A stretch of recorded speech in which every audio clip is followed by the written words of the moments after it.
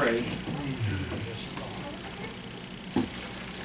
Much like Shad, I feel if the Lord comes and blesses, then maybe I can preach a little bit, but there's nothing worse than trying to stand and try to preach. The Lord, He calls, and we just have to be obedient. That's all that we can do. And I know talking about that when the hard times come, where do we look to? Do we look to the hills from where our strength comes from, or do we just kind of turn into the woe is me? Yeah. Why me? I know that happens a lot, right? I mean, it seems like if you've got one little thing around the house that breaks before long, it's three things that are broken, and you get down and out, and you're like, why me? Why is this happening? How silly we can get sometimes. And Solomon wrote once, and he said, "A man shall not be established by wickedness, but the root of the righteous shall not be moved." And it's that root, it's that anchor. Like God said, or like Dad was saying earlier, God doesn't move. He doesn't move from His path. He is fixed. That righteousness, that root that is down inside of us, it doesn't change. It doesn't move. But it's the things around us. It's the noise of this world. It's the people trying so hard. Want to kick against the pricks, as you could say it, football. Those that are just trying with everything that they can to disprove God. Wanting to just say, "I told you so," and all of these things. But all this world is trying to do is justify the things that they want to do. That's right. I was having a talk with my boss the other day. We had a lot of conversations kind of about things from outside of work. I don't know. He says that he's a believer in God, raised very different than we were. Kind of a lifetime military person. But I know he starts talking more and more about those things. And we can't understand what's going on in this world. He's like, "I just can't. I can't take it. I don't know what these people are doing. They're crazy." And he said many things, and I told him, I said, well, the world is just trying to justify sin. That's all that it is. The sin condemns them, and it cuts their heart in two. And he got kind of quiet, and he said, that's pretty much exactly what's going on out here. This world, they don't understand sometimes, the things. Sometimes it would be easy, I think, if God would just grab a hold of us and maybe talk to us like He did some of them in the old time. Why you can read how many websites and how many books will talk about how foolish it is to believe in creation, why that there's no way that somebody or something has created everything that we know here. And if you read a little bit more, you'll find about the second most thing that they kick about is the flood. There's no way why that a water came, why that the deep rose and buried this whole world. It's impossible here. Why you can read in the history books, did you know that we found over 500 separate accounts from civilizations they couldn't speak the same language, that didn't know each other. Over 500 times, they found somebody had written the story of the flood. It may have been a little different, but it was always the same thing. Some great God, I spoke to the people and told one family, go and build a boat, because I'm going to purge the earth. Why, of all things, there's a flood a-coming. Why, the Aztecs wrote about it. The Mayans wrote about it. Why, ancient Chinese wrote about it. Why, you can read why the Aboriginal tribe guides down in Australia wrote about it all over their caves. They didn't have the internet back then, but you know, you see, how could that be? How could that happen? Let's talk about it. When he told Noah, I'm gonna wash away the world.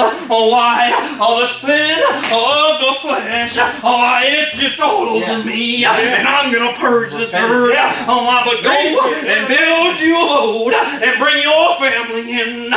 The flesh of the earth, it's gonna go away. It's gonna go back to the earth from which it came from. You see, and this wasn't some small thing, Papa. You better believe, Noah and his family, they had friends, they had loved ones around them, they probably wouldn't believe all the words that they told him. That's right. Families were awful big back then. Think about our little family and all of our friends, and how big it is sometimes. You think about, there's trouble around the corner. We got a love here.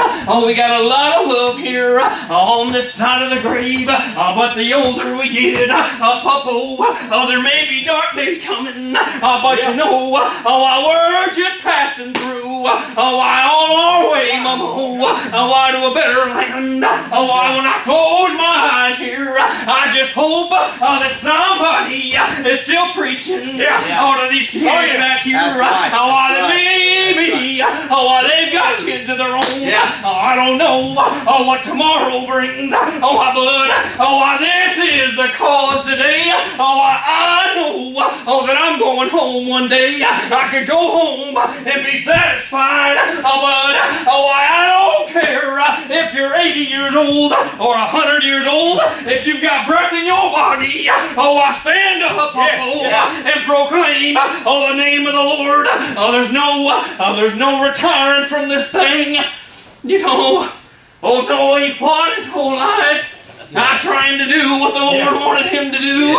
They began to build that little boat there, and you know, I would say the neighbors would come around and laugh at him. Look at these crazy people. It ain't rained in how many years? We don't even know what a flood is. We don't know what these things are.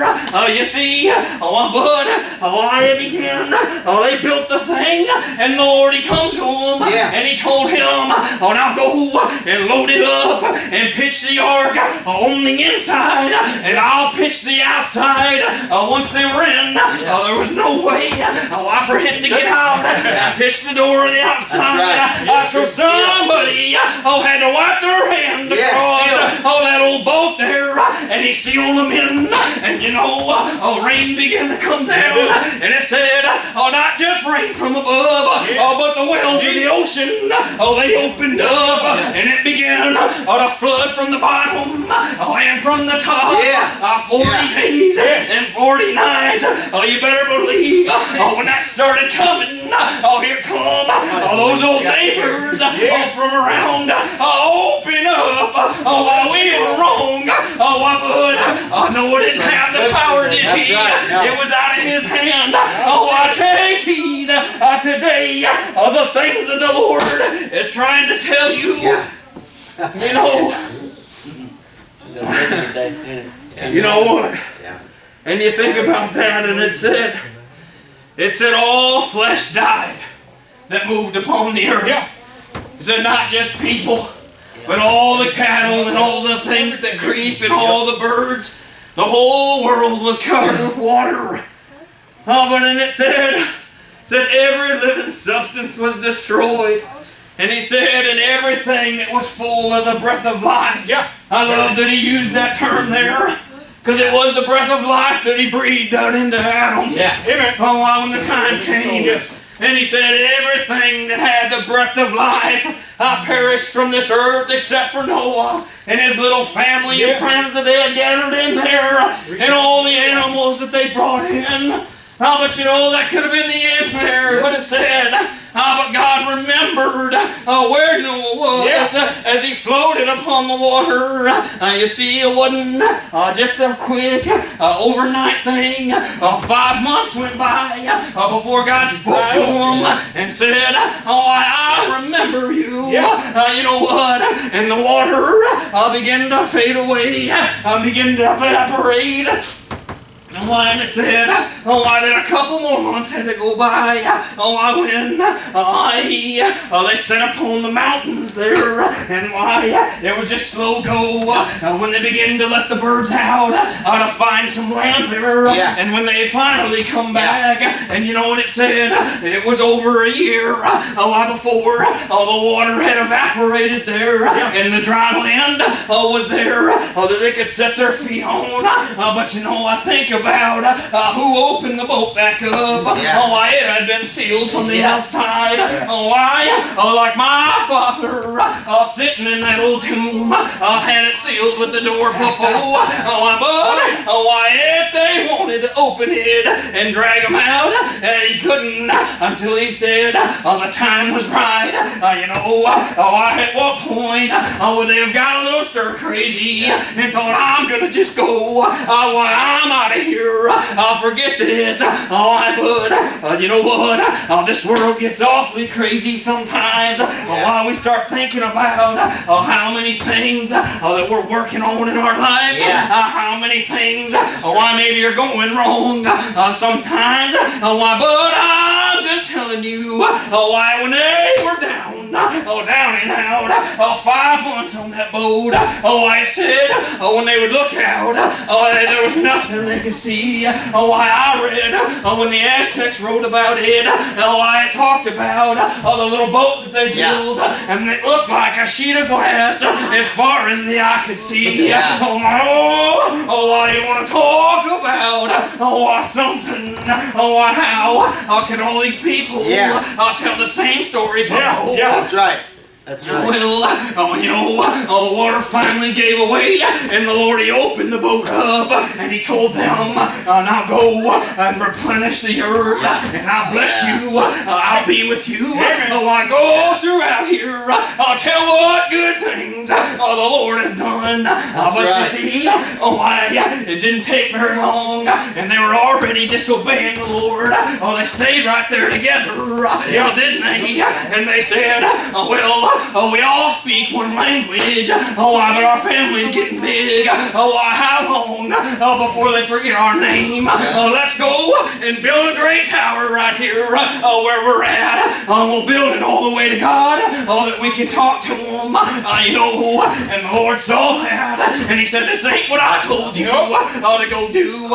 And He struck them there, and He made them speak all different languages. Right at that time, the whole world only had one language. They were the only people here, this one little family.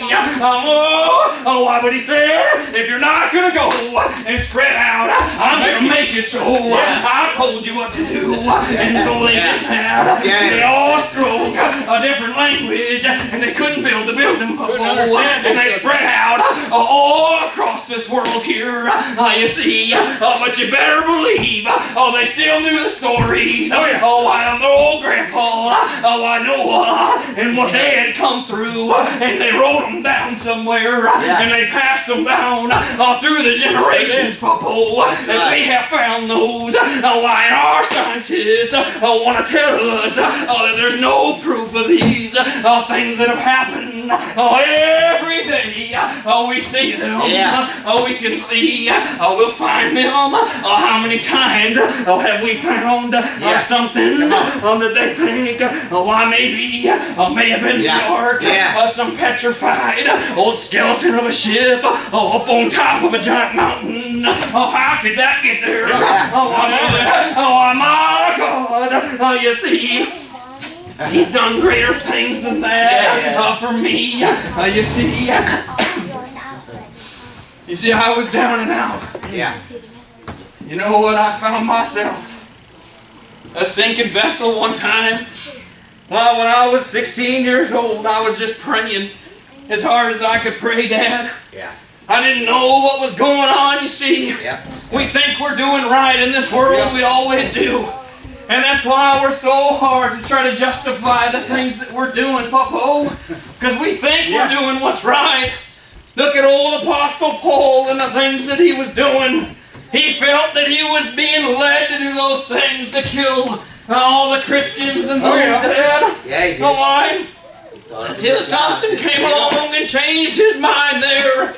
This world, nothing is going to change their mind unless the Lord intervenes in their heart. Because we're so hard-hearted in this world. There was nothing that would make me change on my own. I believed in my own self-righteousness that I was right and that the things that I was doing was the right thing because they felt good to me.